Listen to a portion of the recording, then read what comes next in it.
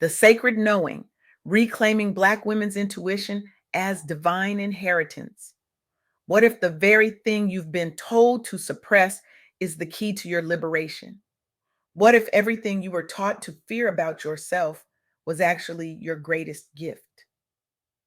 What if the voice inside you, the one you've been silencing for years, the one you've been apologizing for, the one you've been told is too much, too mystical, too dangerous, what if that voice is the most sacred thing you possess? Welcome to Soft Girl Era, the sacred space where strong Black women unlearn survival, rediscover softness, and reclaim the joy, rest, and freedom they deserve, without guilt, without apology, and without explanation. I'm your host, LeAnne Dolce, pronounced Dolce, like sweet softness whispered in French. And I'm your guide from burnout to boundaries, from doing to being, from strong to soft, and loving every second of it. Today, I had the profound honor of sitting down with May Williams, a visionary who is doing nothing short of revolutionary work in the world. May is shifting the narrative around Black women's spiritual gifts and ancestral wisdom. She is healing generational wounds that have been festering for centuries. She is breaking cycles of silence that have been passed down through bloodlines.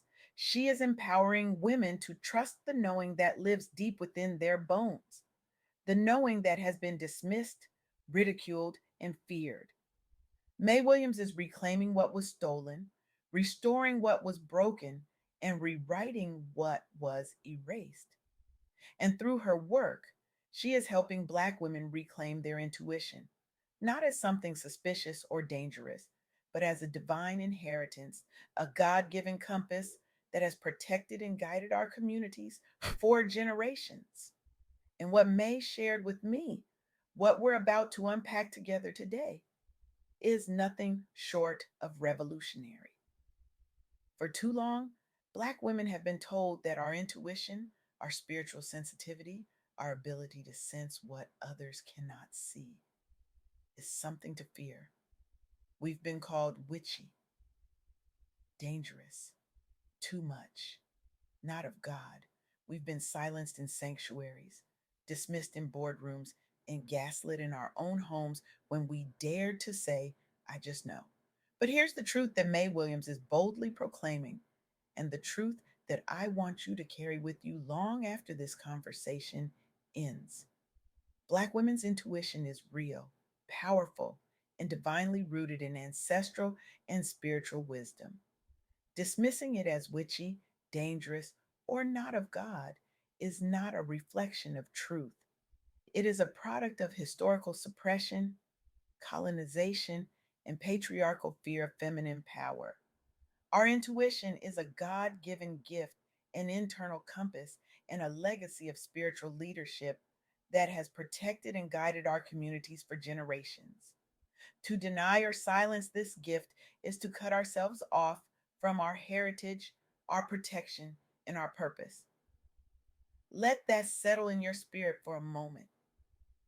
Because what May is inviting us into is not just a conversation, it's a reclamation, a homecoming, a return to the sacred knowing that our grandmothers carried, that our great great grandmothers whispered in the dark, that our ancestors encoded into our DNA so we could survive, so we could thrive, so we could lead. And if you've ever felt that pull, that inner voice, that gut feeling that you couldn't explain but knew was true, then this message is for you. May shared three powerful insights during our conversation, and I want to walk through each one with you because they are the keys to unlocking the spiritual freedom that so many of us have been searching for. The first insight is this: your intuition is sacred, not suspicious. Black women's spiritual gifts are not strange, they are not dangerous. They are a birthright and a source of divine guidance. Trusting your inner knowing is an act of reclaiming power. For centuries, women, especially Black women, have been punished for their spiritual gifts. There is a phenomenon that has been quietly studied and deeply felt, known as the witch wound. It describes the generational trauma and suppression of women's intuition and spiritual abilities. Historically, Miss the Witch was not the villain. She was the wise woman, the midwife, the healer, the herbalist, the one the community turned to for guidance and protection. But patriarchal and religious systems turned her into a source of fear. Women were persecuted, ostracized, and killed for practicing healing, for trusting their intuition, for being too mystical, too powerful, too much. And that wound, that fear, that silence has been passed down through generations. It lives in the hesitation we feel when we sense something but don't speak it. It lives in the shame we carry when we're told our gifts are not of God. It lives in the way we second guess ourselves, even when every fiber of our being is screaming the truth. But here's what's happening now: women are reclaiming their intuition. They are gathering in circles, sharing stories, engaging in meditation and ritual, and healing the wound. They are speaking their truth, trusting their inner voice, and breaking generational cycles of silence. And with every act of trust, with every moment of honoring the knowing within, the old repression dissolves and the lineage heals. I want you to think about this for a moment. Think about the wise woman in your lineage, the one who knew things, the one who could read a room, the one who sensed danger before it arrived, the one who prayed over you, and somehow you were protected. That woman was not crazy. She was not dangerous. She was connected. She was spiritually attuned. She was carrying a gift that had been passed down to her, and she passed it down to you. May reminded me that this is not just about personal empowerment.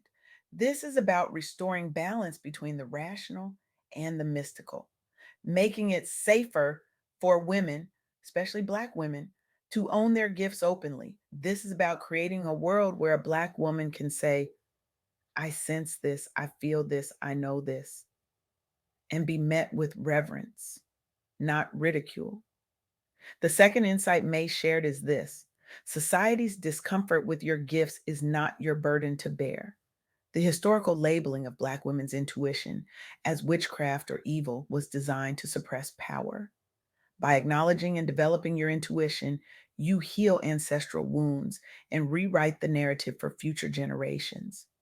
Let's talk about the unruly Southern women, the Black women in the American South who carried intuitive and spiritual gifts as acts of resistance and survival. These women faced cultural and religious condemnation. They were forced to hide their gifts or risk being ostracized, harmed, or worse, but they didn't let their gifts die. They passed them down, often in secret, through whispered prayers, through rituals disguised as everyday tasks, through the way they read people, protected their families, and navigated a world that was designed to break them. Generations of Black women were told to silence their gifts, but ancestral memory and lived experience kept these practices alive beneath the surface. And now, today, more Black women are openly claiming their spiritual inheritance. They are using their intuition to navigate life, to support their communities, to lead with spiritual authority. The visibility and celebration of these gifts are growing, and it is challenging the narrative that intuition is unreal or dangerous. Think about the grandmother who knew when something was wrong before the phone rang. Think about the auntie who could sense a lie from across the room. Think about the mother who prayed over her children and somehow,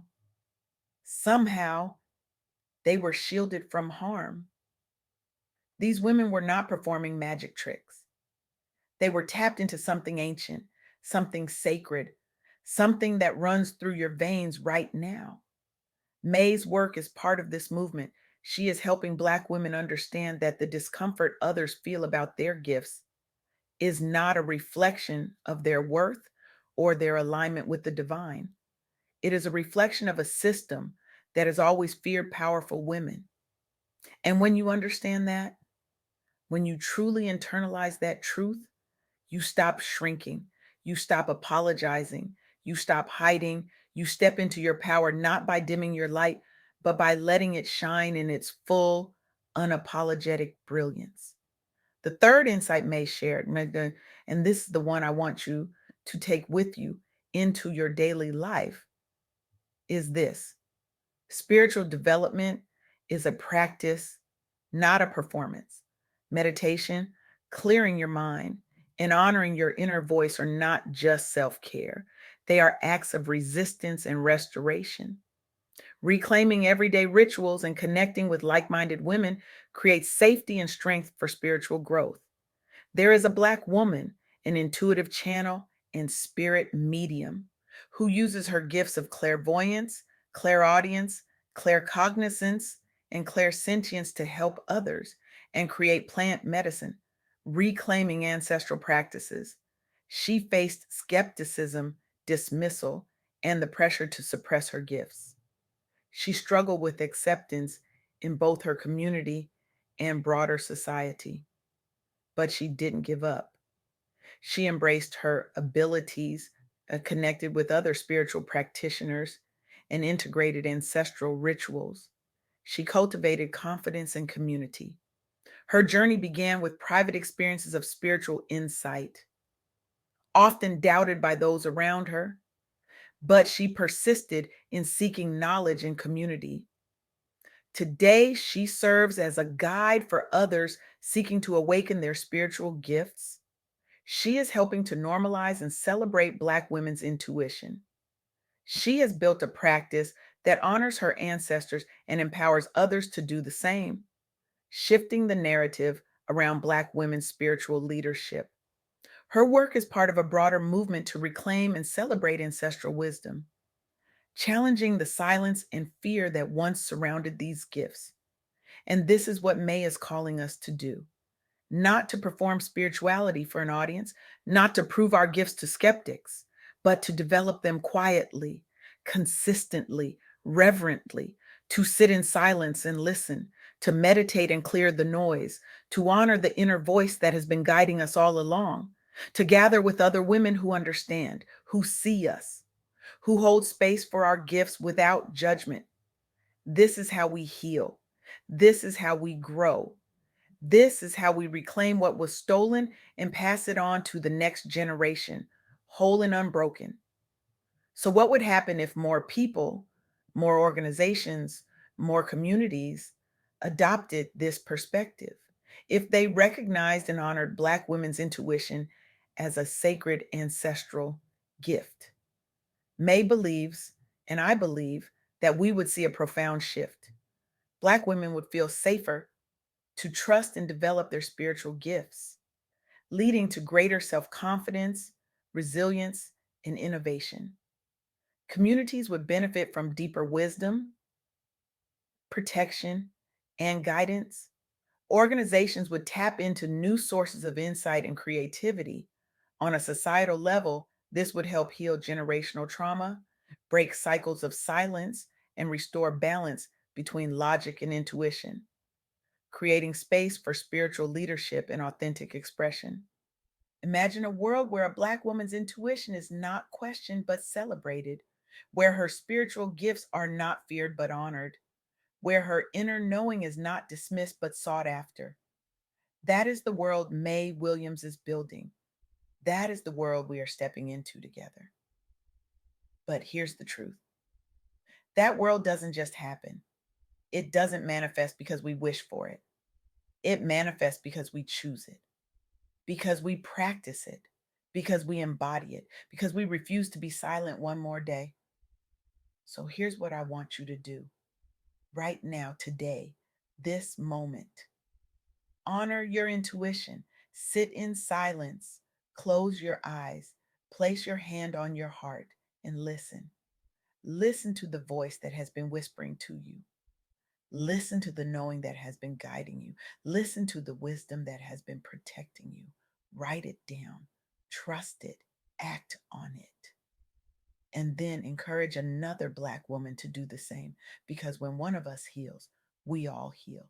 When one of us reclaims her power, we all rise. When one of us trusts her intuition, We all remember. You are not too much. You are not dangerous. You are not witchy in the way they meant it as an insult. You are divinely connected. You are ancestrally protected. You are spiritually gifted. And the world is waiting for you to stop apologizing for it. The world is waiting for you to step into the fullness of who you were created to be.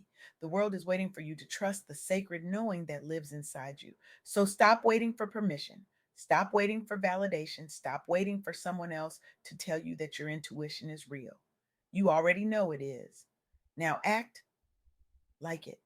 Reclaim your gift, heal your lineage, rewrite the narrative, and watch how the world shifts when you do.